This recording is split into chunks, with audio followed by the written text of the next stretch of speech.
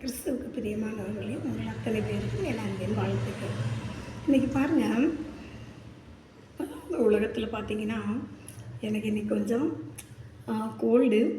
அதனால் கொஞ்சம் என்ன சொல்கிறது, தொண்டை சரியில்லாமல் இருக்குது. ஆனால் கூட எப்படியாவது உங்கள் கூட பேசிடணும் அப்படிங்கிற அந்த ஒரு அன்பில் தான், அந்த ஒரு பிரியத்தில் தான் இன்றைக்கி இந்த வீடியோவை உங்களுக்கு பதிவு பண்ணுறேன். அதாவது பாருங்கள், இன்றைக்கி நிறைய பேர் பார்த்திங்கன்னா சாப்பாடு, தண்ணி இந்த ரெண்டும் ஒரு மனுஷனுக்கு ரொம்ப முக்கியமானது. அதாவது சாப்பாடு, உண்ண உணவு, உடுக்க உட, இருக்க இடம், இது போக காற்று, தண்ணீர், இந்த இவ்வளவும் நம்மளுக்கு ரொம்ப அத்தியாவசியம். இதில் ஒன்று இல்லைனாலுமே நம்ம உயிரோடு இருக்கிறதுல எப்படி இருக்கிறதுக்கே ஒரு சான்ஸே வாய்ப்பே இருக்காது. அதுபோல் தான் அதே போல் சாப்பாடு, தண்ணி இந்த ரெண்டுமே ஒரு மனுஷனுக்கு ரொம்ப அத்தியாவசியமாக தேவையானது. நம்ம உயிரோடு இருக்கணும், நம்ம ஜீவனோடு இருக்கணும் அப்படின்னாலே அதுக்கு இந்த ரெண்டும் ரொம்ப முக்கியமான ஒரு காரியம். இப்போ நிறைய பேர் பார்த்திங்கன்னா அப்பத்தையும் தண்ணீரையும் ஒரு பைபிளில் பார்த்திங்கன்னா ஒரு வார்த்தை போட்டிருப்பார், ஏசு சொல்லியிருப்பார், உன்னை அப்பத்தையும் தண்ணீரையும் நான் ஆசீர்வதிப்பேன்னு சொல்லி. இப்போ நிறைய பேர் என்ன நினச்சிக்குவாங்க அப்படின்னா, நல்ல ஒரு வருமானம் இருக்குது, நல்ல ஒரு சாப்பாட்டுக்கு போதுமான அளவு வசதி இருக்குது அப்படின்னா அந்த இறைவன் நம்மளை நல்லா அவங்கள ஆசீர்வதிச்சிருக்கிறாருன்னு தானே அர்த்தம். ஏன்னா அவங்க நினச்சதை வாங்குறாங்க, நினச்சதை செய்கிறாங்க, நினச்சபடி சாப்பிட்றாங்க. அப்போது இது ஒரு விதத்தில் ஒரு பிளஸ்ஸிங், ஆசீர்வாதம். ஆனால் இது மட்டுமே ஆசீர்வாதம் இல்லை. இப்போ நிறைய பேர் பார்த்திங்கன்னா வாங்கிறதுக்கு அவங்களுக்கு நல்ல வசதி இருக்கும். அவங்க என்ன வேணாலும் நினச்சதை வாங்கிடலாம். அவங்க இன்றைக்கி மட்டன் எடுக்கணும்னு நினச்சா அடுத்த ஸ்பாட்டுக்கு அவங்க எடுத்துருவாங்க. இல்லை ஒரு ஆன்லைனில் புக் பண்ணி இதை ஏதாவது சாப்பிட்ணுன்னு நினச்சாங்கன்னா ஒரு செகண்டில் அவங்க அதை செய்திருவாங்க. ஏன்னா அவ்வளோ வசதி அவங்களுக்கு, அவ்வளோ வாய்ப்புகள் அவங்களுக்கு இருக்குது. ஆனால் இப்போது நிறைய பேர் பார்த்திங்கன்னா வசதி அத்தனை இருக்கும், அவங்க நினச்சா எதை வேணாலும் வாங்கலாம், நினச்சா எதை வேணாலும் சாதிக்கலாங்கிற ஒரு வாய்ப்பு அவங்களுக்கு இருக்குது. அவங்க அவ்வளோ பண வசதி படைத்தவங்களாக இருப்பாங்க. ஆனால் அதை சாப்பிட்ற அதிகாரம் அந்த இறைவன் கொடுத்துருக்கிறாரானா நிறைய பேருக்கு இல்லைன்னு சொல்லணும். ஏன்னு பார்த்திங்கன்னா நிறைய பேர் சொல்லுவாங்க, ஒரு காப்பியை கூட கொஞ்சம் இனிப்பாக சாப்பிட மாட்டாங்க. ஏன்னு கேட்டால் எனக்கு சுகர் இருக்குது அப்படின்வாங்க. ஒரு வெயிலில் ரொம்ப தூரம் அவங்களால போக முடியாது, கேட்டால் எனக்கு ரொம்ப தலை சுற்றும், ப்ரெஷர் இருக்குது அப்படின்வாங்க. இப்போ தண்ணி, அப்பத்தையும் தண்ணீரையும் ஆசீர்வதிப்பேன்னு இறைவன் சொல்லியிருக்கிறார். இப்போ நிறைய பேர் பார்த்திங்கன்னா சாதாரணமாக தண்ணி என்ன சொல்கிறது, ஒரு கடலில் பார்த்தா தண்ணி, ஆற்றுல பார்த்தா தண்ணி, எங்கேயுமே தண்ணி, இந்த உலகம் முழுவதும் தண்ணியில் தான் பாதி நிறைஞ்சிருக்குன்னு சொல்லுவாங்க. அப்படி அந்த தண்ணி கூட அவங்களுக்கு என்னென்னா ஆப்போசிட்டாக இருக்கும்.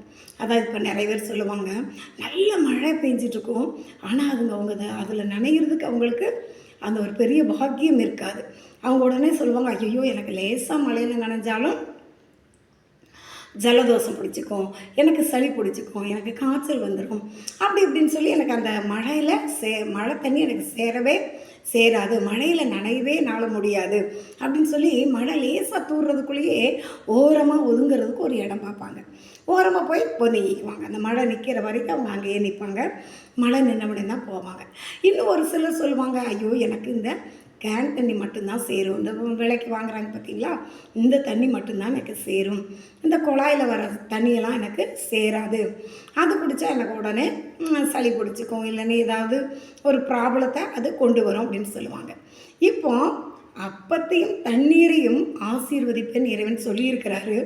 ஆனால் இங்கே அப்பமும் தண்ணீரும் என்ன இருக்குது, அவங்களுக்கு ஒரு ப்ராப்ளத்தை கொண்டு வருது. அப்போ இது ஒரு முழுவதுமான ஆசீர்வாதமா அப்படின்னு கேட்டால் என்ன சொல்கிறது, இல்லை. அவங்க வாங்கிறதுக்கு வாய்ப்பு இருக்குது, அவங்க எதை வேணாலும் செய்கிறதுக்கு அவங்களுக்கு ஒரு வாய்ப்பு இருக்குது, இறைவன் கொடுத்துருக்கிறாரு. ஆனால் அதை அனுபவிக்கிறதுக்கு முழுசுமாக அனுபவிக்கிறதுங்களுக்கு ஒரு இறைவன் ஒரு அதிகாரம் கொடுத்துருக்கிறாரா அப்படின்னா அது என்ன சொல்ல முடியும், இல்லைன்னு நிறைய பேருக்கு சொல்ல முடியும்.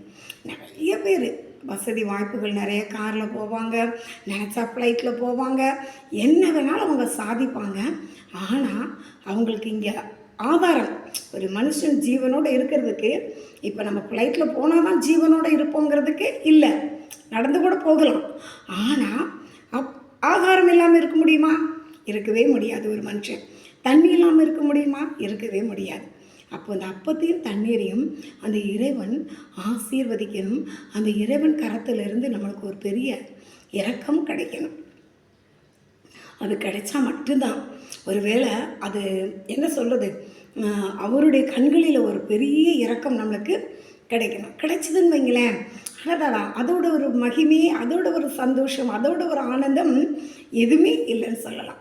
ஏன்னா நினச்சதை சாப்பிட்றாங்க பார்த்தீங்களா, அவங்களோட வயசு, அவங்களுடைய எதுவுமே அவங்களுக்கு ஒரு தடையே இருக்காதது.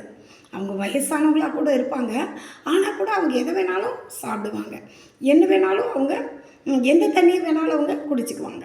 இப்போ அவங்களுக்கு அதனால் எந்த ஒரு ப்ராப்ளமோ, எந்த ஒரு உடல் ரீதியாக எந்த ஒரு பாதிப்போ அது வரவே வராது.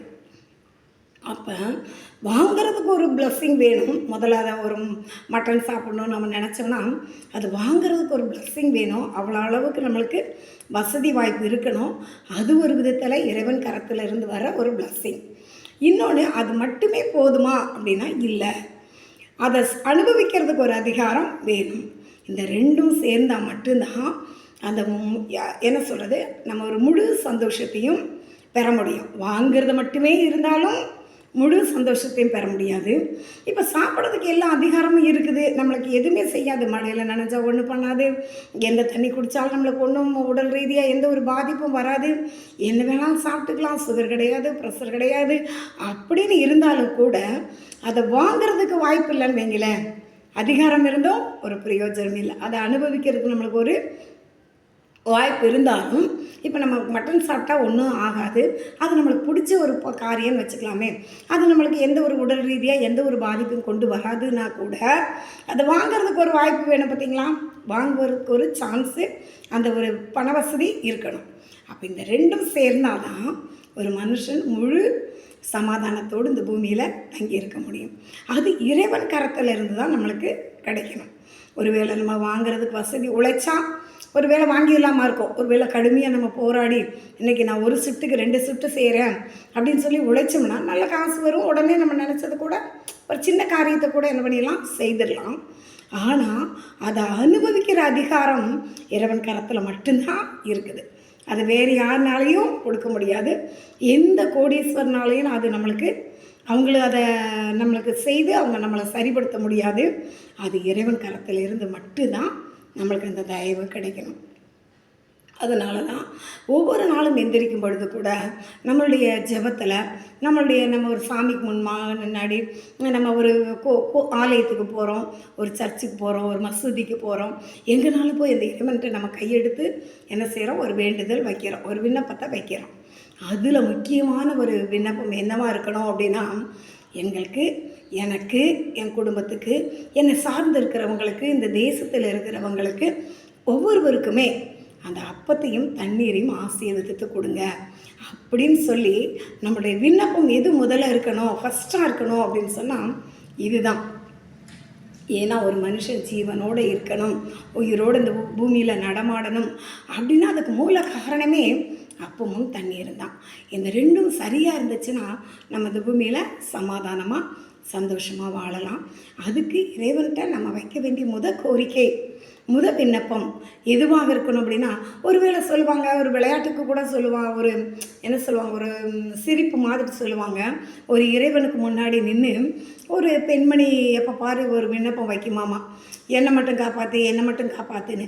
அந்த வார்த்தை ஸ்பீடாக சொல்லும் பொழுது அந்த வார்த்தையோட அந்த என்ன சொல்கிறது, உச்சரிப்பு மாறி என்னை மட்டும் காப்பாற்றுன்னு சொல்லி அதை ஸ்பீடாக சொல்லிகிட்டே இருந்ததில் அந்த உச்சரிப்பு மாறி எல்லை மட்டும் காப்பாற்றுன்னு இறைவன் காதுக்கு. இப்போ இறைவன் என்ன பண்ணிட்டாராமா, அவங்க விதைச்சிருந்த எள்ளு செடி இருப்பீங்களா, அது எல்லாம் நல்லா சூப்பராக இறைவன் அது ஆசீர்வதிச்சாராமா, ப்ளஸ் பண்ணாராமா. அதுபோல் நம்மளுடைய விண்ணப்பம் என்னை மட்டும் காப்பாற்றுன்னு இருக்கக்கூடாது, என்னையும் என் குடும்பத்தையும் என்னோட சொல்கிறது சகோதரர்கள், நம்மளுடைய ஃபேமிலி, அக்கம் பக்கம் தேசம், இப்படி இத்தனை பேருடைய மனசும் என்ன சொல்கிறது சமாதானத்தோடு இந்த பூமியில் சந்தோஷமாக அவங்க வாழணும்ல. அதுக்கு மூல காரணம் பணம் இருந்தாலும் போதாது, பணம் இருந்துச்சுனாலும் ஆரோக்கியம் இல்லைன்னா ஒன்றும் பண்ண முடியாது. ஆரோக்கியம் மட்டும் இருந்தது அப்படின்னா பணம் இல்லைன்னா எதையுமே அவங்க வாங்கி சாப்பிட்றதுக்கு அவங்களுக்கு வாய்ப்பு இருக்காது. அப்போ இந்த ரெண்டும் சேரணும். அதனால தான் இறைவன் சொல்லியிருக்கிறார். ஃபஸ்ட்டு அவர் ப்ளஸ் பண்ணும் பொழுதே எதை ஸ்டார்ட் பண்ணி எதிலிருந்து அவர் ஆரம்பிக்கிறாரு, நம்மளை ப்ளஸ் பண்ணுறாரு, நம்மளை ஆசீர்வதிக்கிறாரு அப்படின்னா, இப்போ ஒரு டிகிரி முடிக்கணும் அப்படின்னு சொன்னால் ஃபஸ்ட்டு ஸ்டார்டிங் என்ன அப்படின்னா ப்ரீகேஜி, எல்கேஜி, ஃபஸ்ட்டு, செகண்டுன்னு போகும். இப்போ நாள் கணக்கில் ஒரு வருஷ கணக்கில் ஆகும்போது ஒரு டிகிரியில் வந்து அது முடியும்.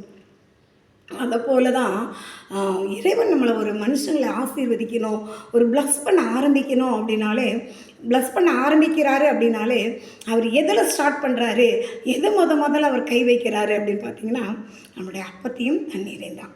அதனால் இப்போ நிறைய பேர் பார்த்திங்கன்னா, ஐயோ எனக்கு வாங்கிறதுக்கு வாய்ப்பு இல்லைன்னு சொல்லி நிறைய பேர் கவலையில் இருப்பாங்க. நிறைய பேர் வாங்கிறதுக்கு வாய்ப்பு இருந்தாலும் அதை அனுபவிக்கிறதுக்கு அதிகாரம் இல்லாமல் இருப்பாங்க. உடல் ரீதியாக நிறைய பாதிக்கப்பட்டிருப்பாங்க, நிறைய பலவீனங்கள் இருக்கும்.